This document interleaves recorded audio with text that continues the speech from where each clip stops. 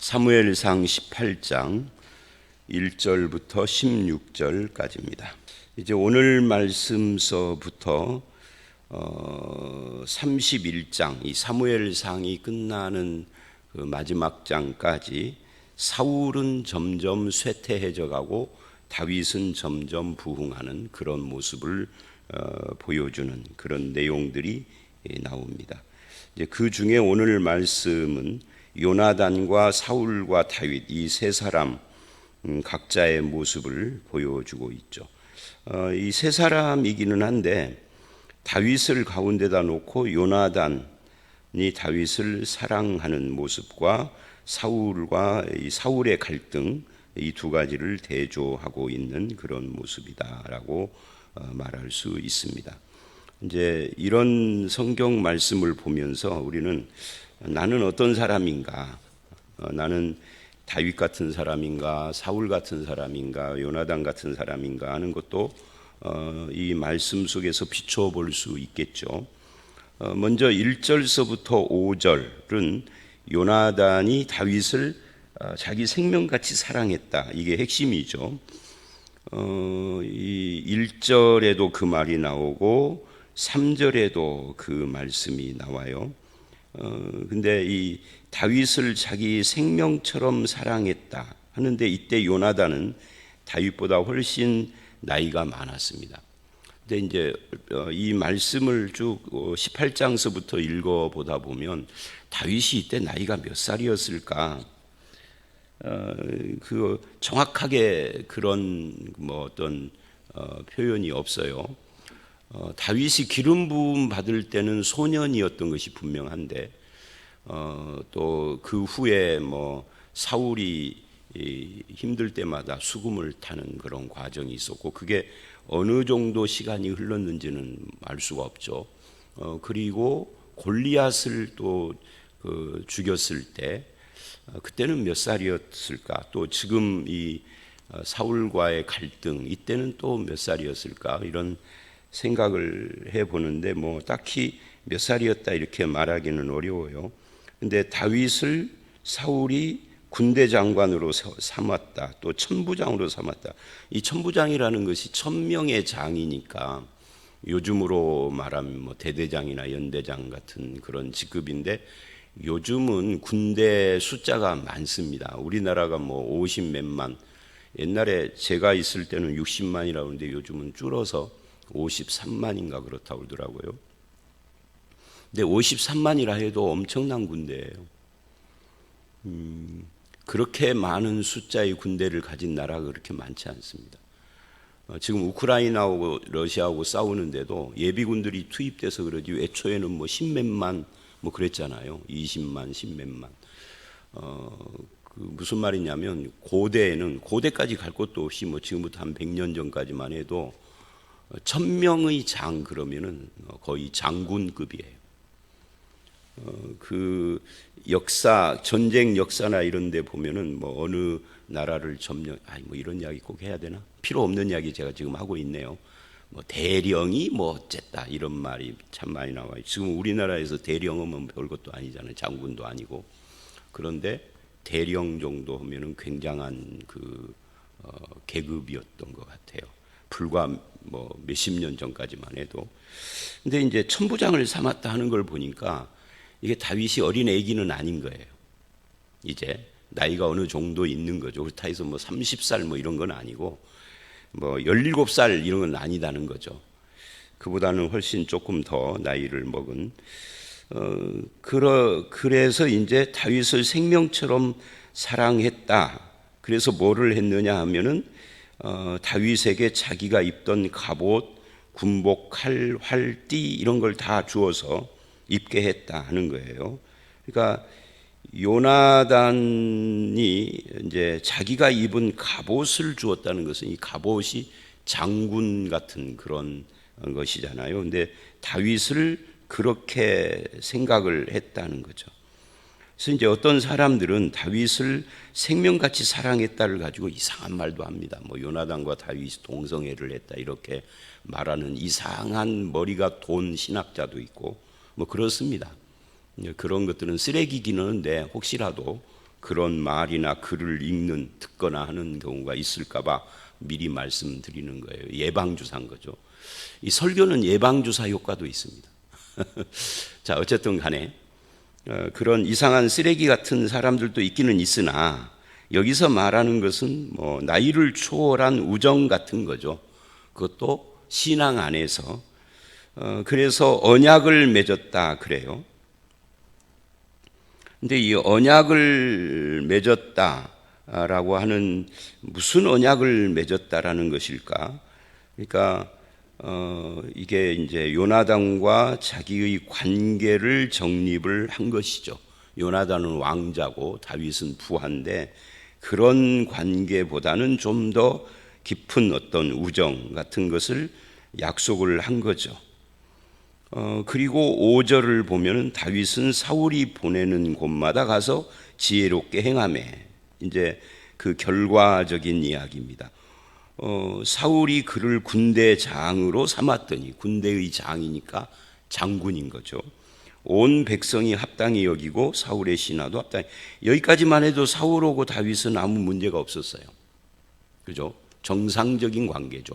골리앗을 물리치고 대승을 이루게 한 사람에게 합당한 그런 대우를 보내고, 요나단도 역시 마찬가지고 그렇다 하는 거예요. 자, 여기가 이제 5절까지 이야기인데, 여기서 이제 우리는 6절로 가기 전에 어떤 생각을 해야 하느냐 하면, 이 요나단과 다윗의 이 생명같이 사랑하는 이 우정, 이게 신앙 안에서 한마음이 되었다 하는 거거든요. 이게 한국 교회가 잃어버린 것 중에 하나가 뭘까? 60년대, 70년대, 80년대까지만 해도 한국 교회에 이런 분위기가 있었는데 잃어버린 것이 뭘까? 여러 가지가 있죠. 그 중에 하나가 형제의식입니다. 같은 교회 다니는 사람 속에도 형제의식이 보여지지가 않을 뿐만 아니라 교회가 다르면 이건 완전히 종교가 다른 것 같아요. 서부 제1교회, 서부 중앙교회하고는 완전히 그냥 서부 제1교회는 불교 같아. 서부 중앙교회만 기독교 같고. 근데 전에는 그러지 않았거든요. 그냥 어디서 우연히 만나서 대화를 하다가도 상대방이 예수 믿는다고 하면은 갑자기 친해지고 굉장히 가까운 사람처럼 그렇게. 근데 요즘은 그런 분위기가 없습니다. 모르겠어요. 제가 모르는 것인지는 모르겠는데 그런 것 같아요. 근데 이게 남의 교회하고 우리 교회 이런 의식뿐만이 아니라 한 교회 안에서도 그래요. 성도들이 이게 그 도시화되고 또 그 뭐라 그럴까요? 교회 규모가 커지면서 그러지 않을까 하는 생각을 해본데 그 교회 규모만 가지고 그런 것 같지는 않아요. 작은 교회도 이웃교회 오고 별로 그렇게 뭐 이웃교회 오고 연합사업을 해라 이런 이야기가 아닙니다. 그런 의미에서가 아니라 마음이 그렇다면 교인들의 마음이 뭐 예수 믿는다 해도 멀뚱멀뚱 뭐 믿어? 뭐 그렇구나. 뭐 그런 정도지. 믿는다고 하면은 굉장히 그 형제 같은 의식 이런 건 안 생겨요. 근데 전엔 그렇지 않았거든요. 근데 이것이 이 요나단과 다윗의 이 생명 같은 사랑, 이런 표현을 통해서 볼 때 우리에게 사라진 것, 잃어버린 것이 아닐까 하는 생각을 해 봅니다. 회복되어야 할 필요가 있어요. 일단 다른 교회 교인들은 일단 2순위로 밀어놓고 우리 교회 안에서라도 같은 교회를 다니고 같은 예수 하나님을 믿는데 왜 형제의식이 없을까? 이거 좀 생각을 해볼 필요가 있습니다. 그래서 뭐 교회 왔다가 가다가 교회 주차장에서 뭐 시비 붙기도 하고, 이건 뭐 형제가 아니에요. 무슨 원수 같아. 같은 교회를 다니는데 교회 안에서 주차장에서 문콕 사건이 벌어졌다고 하면은 서로 뭐 조금 달라야 하지 않을까요? 뭐 괜찮습니다. 이런. 아이고 이거 괜찮기는요. 수리해야죠. 이래야 되는데 싸워. 금방 같이 같은 공간에서 예배 드려놓고 이게 뭔 일이에요? 우리 신앙이 병들어 있는 거죠. 하여튼 뭐 그 외에도 많은 이런저런 사건들이 발생을 하는데 형제의식의 실종하고 관계가 많습니다. 그래서 이제 이 요나단 사건을 보면서 그런 생각을 해보고, 어쨌든 이 기록은 지금 다윗이 계속 급부상하고 올라가는 그런 이야기를 하고 있습니다. 아까도 말한 것처럼 다윗의 부흥과 사울의 쇠퇴인데 6절서부터 이제 사울 이야기로 들어가요. 5절까지는 사울도 그를 합당하게 여겼고 당연한 대우를 했습니다. 근데 6절서부터 사울의 마음이 확 바뀝니다. 그래서 이 6절서부터 20장까지, 그러니까 18, 19, 20 이 세 장은 이 다윗과 사울의 갈등 문제가 집중적으로 나와요. 어째서 그렇게 되었을까 하는 거죠. 그래서 오늘 말씀, 다윗을 인정하고 기뻐했던 요나단과 그것을 합당하게 여긴 사울이 갑자기 다윗을 질투하고 경쟁의 대상으로 그렇게 바라보기 시작하는, 그게 왜 그랬을까 하는 거예요. 그래서 이 요나단이 1절로 5절에서 다윗을 사랑한 것이 다른 사람을 인정하고 기뻐하고 그의 재능, 그의 은사, 그의 업적, 지위, 인기 이런 것들 모두를 인정하는 분위기라면, 사울은 그것을 시기 질투로 이렇게 바꾸는 그런 내용인데, 이 사울이 변해가는 과정을 보면은 우리가 배울 점이 좀 있습니다. 처음에는 합당히 여겼지만 5절에 6절, 7절 이제 뭐가 사울을 바꿔놨느냐 하면은 그 첫 번째가 여인들의 노래예요. 여인들의 노래소리에 마음이 상하기 시작했다 그래요. 이게 노래라는 것이 요즘은 뭐 음악사 같은 데서 기획을 해가지고 발표를 해서 대중들이 듣게 하는 그런 시기지만 과거에는 그러지 않았어요. 우리나라도 그 백제 서동요 같은 그런 걸 보면은 이게 노래를 통해서 민심이 바뀌고 민심을 반영하기도 하고, 뭐 중국의 고사를 봐도 그렇고 우리나라도 그렇고, 그러니까 그런 분위기인 거죠. 지금 백성들이 이게 누가 가르쳤는지 어쨌는지 몰라도 자발적일 가능성이 많죠. 뭐 노래라고 그래서 오늘날의 노래처럼 뭐 복잡한 뭐가 있는 것도 아니니까 아주 단순하죠. 뭐라고 노래를 불렀느냐면 춤추며 소고 경쇠를 가지고 환영을 하면서 이렇게 노래를 했습니다. 사울이 죽인 자는 천천히요, 다윗은 만만히로다. 이게 이제 급하게 사울의 마음에 무엇인가를 일으킨 거예요. 비교의식인 거죠. 마음이 상하기 시작을 한 겁니다. 시기 질투가 거기에서 나오기 시작을 한 겁니다. 그래서 이런 걸 보면서 내가 사울이라고 하면 이런 시각으로도 볼 수 있고, 내가 이 여인들 속의 한 사람이라면 참 이게 미련한 짓이죠. 어떻게 보면은. 아니 사울을 앞에 놓고 다윗하고 비교하는 노래를 하니 이게 무슨 뭐 표현이 죄송합니다만 부처님 가운데 토막이라면 몰라도 그죠? 어떻게 마음이 안 바뀔 수가 있겠어요? 저도 저거 박성일 목사나 저거 박진환 목사를 이렇게 비교한다면 되게 기분 나쁘고 아마 모른 척하고 있다 연말에 바꿔버릴 것 같아. 부목사 그렇잖아요. 그래서 저도 이제 부목사도 오고 전도사도 오고 뭐 10년 이상 그랬습니다만은 그런 말들이 있어요. 부목사나 전도사는 절대 설교를 잘하면 안 된다고. 그런 말이 있습니다. 근데 문제는요, 설교를 잘하면 안 된다 해서 설교를 자제를 하면 그게 굳어져 가지고 평생 설교를 못해. 그건 방법이 아닌 것 같아요. 하나님 나라를 위해서. 어쨌든 간에 이게 사울의 문제냐 하면 우리 모두의 문제다, 그 말을 제가 지금 하려고 하는 겁니다. 누구라도 똑같다, 그렇잖아요. 이건 뭐 정치인이라도 그렇고 회사에서도 마찬가지고. 아니 그렇잖아요. 부장이 볼 때 과장이 나보다 더 유능하고 똑똑해서 윗사람들에게 막 인정받으면 이놈 어떻게든지 밟으려고 안 해요. 마을 동네에서도 그럴 거래요. 동네에서도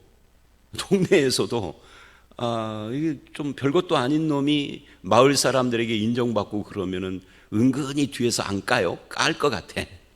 시골 동네에서라도. 이게 인간 본질의 모습이에요. 왜 그러죠? 원래 아담과 하와는 그렇게 창조되지 않았는데 타락해서 그런 거죠. 이 타락한 본성이 사울의 모습입니다.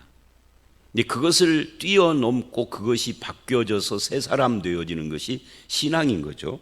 어쨌든 사울은 여인들의 노랫소리에 마음이 상하고 비교를 당하고 거기서 시기 질투가 나오고, 이 비교, 시기, 질투라는 것은 속에서 일어나는 거잖아요. 근데 거기서 일어나는 것이야 뭐 노목사도 있을 수 있고 여러분도 있을 수 있는데, 문제는 이것이 겉으로 표출될 때 이제 문제를 일으키는 거죠. 그래서 8절을 보니까 이렇게 말을 합니다.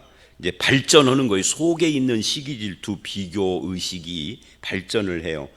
사울이 그 말에 불쾌하여 심히 노하여 이제 분노하는 거죠. 이르되 다윗에게는 만만을 돌리고 내게는 천천만 돌리니 그가 더 얻을 것이 나라 말고 무엇이냐. 그러니까 다윗이 자기 자리를 넘볼 수 있다 하는 생각에 두려워진 거죠. 이 두려워진 것이 불쾌함과 분노로 표출이 되기 시작을 하는 겁니다. 경쟁심도 생기게 되는 것이고요. 위기의식을 느낀 거예요. 더 얻을 것이 나라 말고 뭐가 있느냐라는 것은 다윗이 왕이 될 것에 대한 불안감입니다. 근데 이 불안감이요, 나중에 이제 이 말씀이 쭉 진행이 되면서 오늘 말씀은 안 나오지만 이 요나단이 다윗을 굉장히 두둔하고 그러는 것을 아버지 사울이 알아요. 그래서 요나단에게 한마디를 합니다. 요나단에게 화를 내면서 하는 말이 뭐냐면, 지금 나는 왕이니까 상관없어. 내가 죽으면 이 왕자리를 네가 물려받아야 되는데 다윗 저놈이 있으면 네가 왕을 못하지 않느냐. 그래서 사울이 불안한 거죠. 그걸 뭐 부모가 자식 사랑하는 것이라고 말을 할 수 있을까요? 하여튼 왜곡된 것이기는 하죠. 그래서 사울의 마음이 급하게 냉동되고 불안에 떨게 되고, 그래서 불쾌하고 분노하고 이렇게 되어졌다 하는 것을 지금 말하고 있습니다. 그리고 9절, 그때부터 사울이 다윗을 주목하였다. 이 주목은 참 저놈 참 똑똑하다, 정말 얘가 신실하다, 충성스러운 부하구나 하고 주목한 것이 아닌 거죠. 그 전까지 5절까지는 그런 측면에서 주목을 한 거예요. 근데 6절 이하에는 이 주목하는 것이 바뀌었어요. 의미가. 그러니까 이제 바라보는데 제가 늘 표현하는 것처럼 쭉 째진 눈으로 바라보는 거죠. 아주 그 의심스러운 눈으로, 불쾌한 눈으로 그렇게 바라보는 겁니다. 주목의 대상이 되어졌다 하는 거예요. 여기까지. 그러니까 6절로 9절까지를 보면 이게 쭉 그 사울의 마음이 변해가고 태도가 변해가는 걸 보여주는데, 그 출발이 여인들의 노래였다. 그래서 여러분, 참 우리는 지혜로워야 합니다. 잠언에서 말하는 것처럼 합당한 말을 할 줄 알아야 돼요. 합당한 말. 합당한 말을 뭐 아로새긴 은 쟁반에 금 사과라고 했던가요? 그렇게 말을 하잖아요. 근데 보면 그 장소와 때와 대상에 합당치 않은 말을 막 하는 분들이 있어요. 그것이 개인적인 경우도 있지만 이 본문처럼 집단적으로도 마찬가지예요. 그러니까 합당치 않는다는 것이 뭐예요? 예를 들면 그런 거죠. 지금 이 집에 이제 뭐 너무 뻔한 이야기인데, 이 집에 슬프고 어려운 일이 있는데 거기 가서 우리 집에 기쁘고 좋은 일들을 막 떠들어. 그러면 이게 얼마나 마음이 상한 정도가 아니죠. 이쪽 사람 입장에서 보면 다시는 이 사람을 안 보고 싶죠. 근데 우리는 그걸 그냥 의식 없이 막 해요. 그런 경우가 이 여인들의 말이고, 이것이 사울에게 엄청난 영향을 주었다 하는 것을 우리는 좀 주목해야 할 필요가 있어요. 모든 것은 말로부터 시작을 합니다. 말을 어떻게 하느냐가 참 중요해요. 자, 그래서 이제 그렇게 주목을 했는데 10절 이제 거기서 좀 더 발전을 합니다. 그 이튿날 하나님께서 부리시는 악령이 사울에게 힘있게 내리매 그가 집안에서 정신없이 떠들어대므로 다윗이 평일과 같이 손으로 수금을 타는데 사울의 손에 창이 있었더라. 그러니까 그렇게 이게 하루아침에 이렇게 변한 것은 아닐 것 같아요. 이 사울이라는 사람이 하나님으로부터 그 기름 부음에 대한 폐위를 당했잖아요. 그때부터 사울은 이미 변해 가고 있었던 거죠. 그러다가 다윗을 만나고 여인들의 노랫소리를 들으면서 확 드러난 것이라고 볼 수가 있는데, 사울을 주목하며 분노하고 불쾌하고 시기하고 하니까 악령이 사울에게 임하였다. 이 악령 이야기는 16장에서도 있었잖아요. 근데 그동안에 좀 잠잠했던 모양이죠. 그러니 다윗이 평일과 같이, 그러니까 그 후로도 계속 다윗은 사울에게 가서 수금 타는 일을 했었던 모양이죠. 수금을 타고 있었다. 그런데 손에 창이 있었더라. 그러니까 여러분, 이게 이제 손에 창이 있었더라, 이게 중요해요. 악령이 임하였다, 이 10절, 그 전까지는 질투, 시기, 불쾌함, 분노, 그리고 다윗을 주목하는 거, 이런 걸로 이제 속에서, 사울의 속에서 일어나는 일들이에요. 에베소서 4장 26절을 보면 그 분노에 대한 이야기를 해요. 분노가 아직 죄는 아니지만 그 분노를 해결하지 않으면 마귀가 틈타는 거죠. 그거하고 지금 딱 맞는 이야기입니다. 해가 지기 전에 그러잖아요. 이 해가 지기 전이라는 것은 해가 떠 있을 때는 상관없는데 해가 지고 밤이 되면 문제가 된다, 그 말이 아니고 시간이 오래 간다는 뜻이에요. 그러니까 분노가 일어나는 것은 인간이니까 가능한 거예요. 누구라도. 저도 마찬가지고. 근데 그것을 풀지 않고 그대로 가면은 결국은 사탄에 의하여서 지배받는다, 그런 말을 에베소 4장 26절은 하거든요. 지금 이 10절이 딱 그거예요. 그래서 그 분노, 시기, 질투, 그를 주목함을 해결하지 않고 가니까 그 다음 날 악령이 그에게 힘있게 내리매, 이 사탄이 그의 마음을 지배하기 시작했다, 그 말이에요. 그런데 마침 손에 창이 있어요. 자, 여기까지는 마음속의 일이라 누구도 모른단 말이에요. 근데 창을 11절에 던졌어요. 내가 다윗을 벽에 박아버리리라, 죽이겠다는 거죠. 여기서부터는 이제 속에 있는 시기, 질투, 분노가 표현되는 거잖아요. 이 표현되기 시작하면 문제가 심각합니다. 여러분, 이제 이런 거죠. 제가 박경심 권사님을 미워해요. 시기하고 미워하고 화가 나고 그래요. 몰라, 근데 박 권사님은. 근데 속으로만 그런 거예요. 근데 어느 날 이거를 입으로 하던 행동으로 하던 표현을 했어요. 그러면 박경신 권사님이 엄청난 충격을 받는 것은 물론이지만 어떤 일이 일어나느냐면, 그것을 표현한 사람은 그 뒤로부터는 걷잡을 수 없어져요. 나 스스로가. 속에 갖고 있을 때는 해결이 가능한데 표현을 하면은 해결이 불가능하다는 것은 아니지만 훨씬 어려워지는 거죠. 표현해버리면. 근데 우리 한국 사람들은 일본 사람이나 이런 데 사람들하고 성격이 좀 다르다고 그러잖아요. 우리나라 사람들은 직설적이에요. 표현을 잘해요. 일본 사람들은 표현을 잘 않고 혼내라고 그래가지고 마음을 숨기는 것이 미덕이다 그러거든요. 그것도 문제가 있죠. 그러니까 속으로 병들어요. 근데 우리나라 사람들은 이래요. 속으로 병은 잘 안 들어. 우리나라도 화병이라는 게 있기는 있지만, 나는 아싸래. 그래서 박 권사님, 나는 아싸란 그 성격 알지? 나는 못 숨겨. 혹은 막 말을 해버려. 그럼 어떻게 돼요? 이 둘 사이는 영영 끝장나버리는 거죠. 그러니까 우리나라 사람만 그러겠어요. 인간 다 그렇지. 근데 우리나라 사람들이 국민성을 그런다고 사람들이 그러니까, 그리고 실제로 보면은 그런 것들이 많으니까. 교회 안에서도 마찬가지예요. 권사님, 집사님, 나는 뒤끝이 없어. 그러고는 막 해버려. 저는 뒤끝이 없지만 나는 그 말 듣고 뒤끝 생기잖아요. 그건 좋은 방법이 아니에요. 그래서 이 사울도 그런 겁니다. 표현을 해버렸어요. 이제는 원수가 되는 거지. 죽이려는 마음이 드러나 버렸으니까. 두 번이나, 그러자 12절 이렇게 말을 합니다. 여호와께서 사울을 떠나 다윗과 함께 계심으로 사울이 그를 두려워한지라. 이거는 이 순간에 하나님이 떠났다는 건 아니에요. 하나님은 진작 15장에서 떠났어. 사울을 버렸잖아요. 폐위시켰잖아요. 근데 여기서는 이제 이런 사울의 모습을 설명한 거죠. 하나님을 떠난 사울이기 때문에 이런 짓을 했다는 거죠. 그런데 사울을 떠난 하나님이 다윗과는 함께 계신다.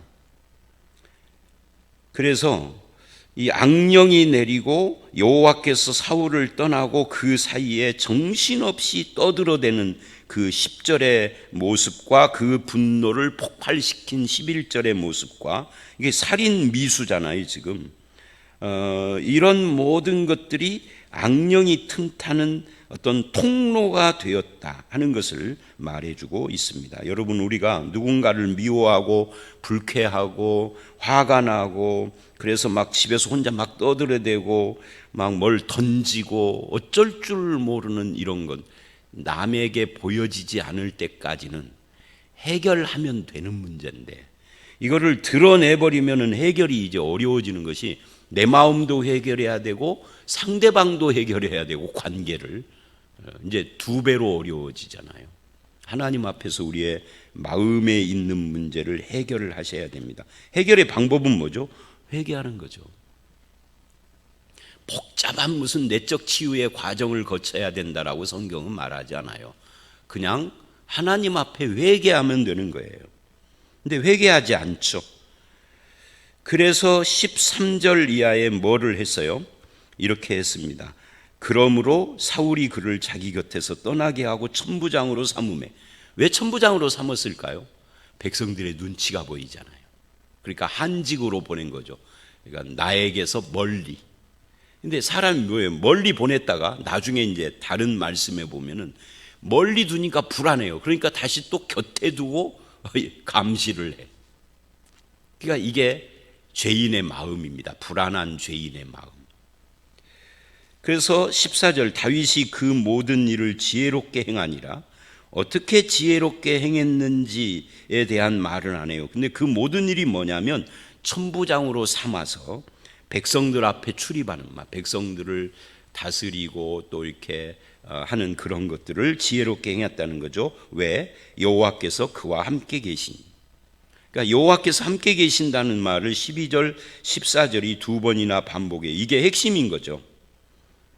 다윗이 다윗된 이유는 다윗의 재능에 있는 것이 아니라 하나님이 함께 하심 때문에 가능했다를 보여주고 있는 겁니다.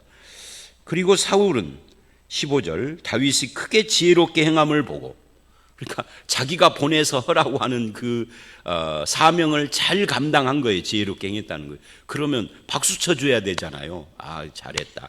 그러니까 왕은 이런 거예요. 교회 목사, 담임 목사도 마찬가지고, 왕은 자기 밑에 부하가 일을 잘하면 내가 통치를 잘한 거잖아요. 그러니까 좋아해야 하는 거죠. 담임 목사는 이런 거죠. 부목사나 전도사나 아니면은 성도들 중에 뭐 무슨 위원장을 세우고 뭐 구역을 세우고 뭐 이런 것들이 있잖아요, 교회 안에. 이 사람들이 잘하면 저놈이 잘하네, 나오고 이게 아니라 내가 목회를 잘하는 거잖아요. 나를 도와주는 거예요. 그러니까 고마워해야죠. 그런데 마음이 바뀌어 있는 사람은 그게 고마워되는 것이 아니라 계속 비교가 되는 거예요. 그것이 문제예요. 그래서 지도자, 리더의 태도는 뭐냐 하는 것도 생각을 해봅니다. 이 다윗이 잘하면 사울이 좋아해야 하는데 오히려 싫어하는 모습, 이게 그러니까 우리 전라도 말로 쪼잔한 지도자인 거죠. 지도자 자격이 없는 거예요. 그러나 온 이스라엘과 유다는 다윗을 사랑하였으니, 그러니까 이게 사울에게는 더 불쾌한 것이겠죠. 자, 오늘 말씀 여기까지인데 계속해서 강조하는 건 이거예요. 사울은 두려워했다. 하고 감정적인 반응을 이야기를 하고, 다윗은 사랑받았다, 지혜롭게 행했다 라는 쪽을 강조하면서 하나님이 떠난 자와 하나님이 함께하는 자를 비교를 했습니다. 우리 신자들을 가리켜서 성경은 하나님이 함께하는 자 이렇게 말을 하죠. 성부 하나님이 함께하는 자, 그리스도 안에 있는 자, 성령이 내주하는 자, 삼위일체 각각을 가지고 성도를 그렇게 표현을 해요. 이걸 다 뭉뚱그리면은 오늘 본문처럼 여호와께서 함께 하신다 그 말이거든요. 그런 사람은 어떻게 살아야 되는가? 다윗처럼 지혜롭게 그렇게 행하며 다른 사람들에게도 사랑받고 나도 다른 사람을 사랑하고, 그러나 하나님이 함께하지 않는 자는 시기, 질투, 분노, 감정적인 대응, 두려움 이런 것에 휩싸여요. 저와 여러분의 삶이 하나님이 함께하시고 성령이 내주하며 그리스도 안에 있는 그런 성도의 삶을 살아가시는 우리 모두가 되시기를 주의 이름으로 축원합니다. 함께 기도하겠습니다.